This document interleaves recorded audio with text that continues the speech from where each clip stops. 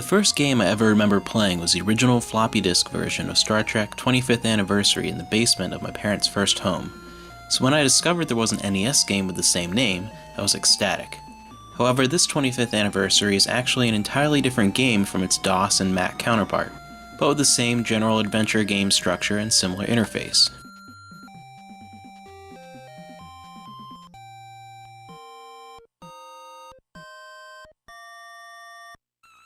As the Enterprise approaches the planet of Sigma Iota 2, it is flung into an uncharted area of space beyond the Romulan Star Empire by a tear in space-time. While trying to escape the violent spatial anomaly, the dilithium crystals are fused, making warp speed impossible. Trapped far from Federation space, it is your job, as Captain James T. Kirk, to explore the planets in this region of space, find enough dilithium to fuel your journey home, and somehow make it through enemy territory. The bulk of your time will be spent exploring different worlds, solving puzzles while avoiding or confronting various dangerous foes and obstacles. The puzzles consist of the same types of inventory, pattern, and trial-and-error brain teasers common in adventure games of the era.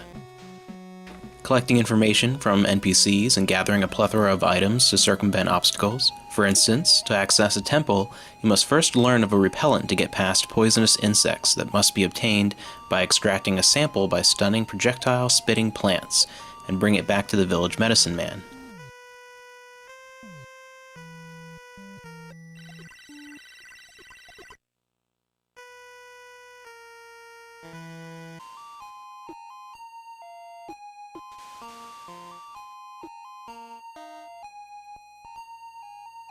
Which allows you access to a swamp where you can obtain an artifact that you learn is the key to the temple.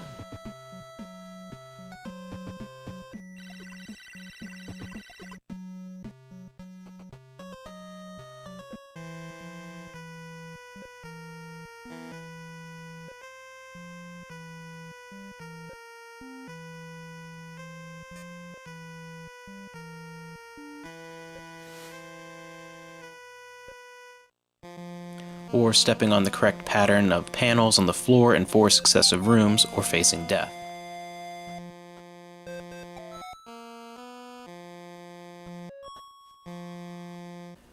While accomplishing these adventurous feats, you will be accompanied by a 2-man away team of your choice: Spock, Dr. McCoy, a security officer, a geologist, historian, or biologist. Each officer serves a different purpose, and you'll frequently need to make multiple trips down to each planet with different party members in order to solve puzzles by using their unique abilities, such as Spock mind-melding with the other members of your team to save them from deadly illusions, using the geologist to help locate sources of dilithium, or utilizing the extra firepower of the security guard to blast your way through a shielded door.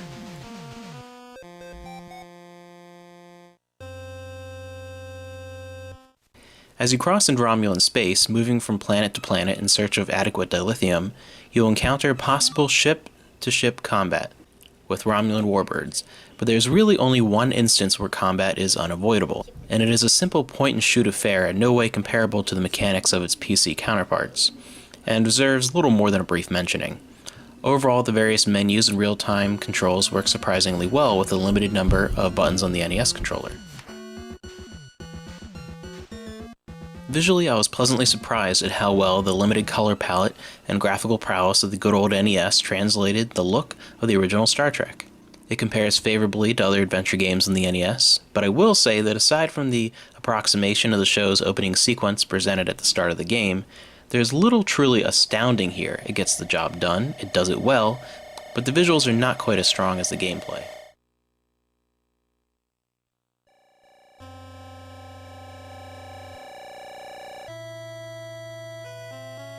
Sound is a mixed bag. The sound effects are generally adequate and rather noteworthy. Some of the music is ear-piercingly pitched and annoyingly repetitive, but the hum and beeps of the Enterprise bridge are instantly and nostalgically recognizable.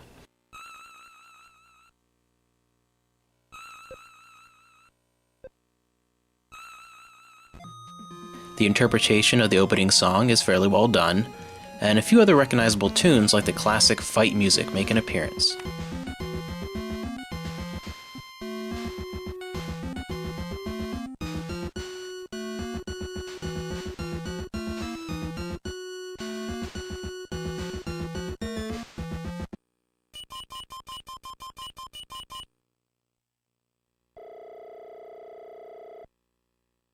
If there's one glaring flaw with the NES adaptation of Star Trek 25th Anniversary, it's that it's too easy.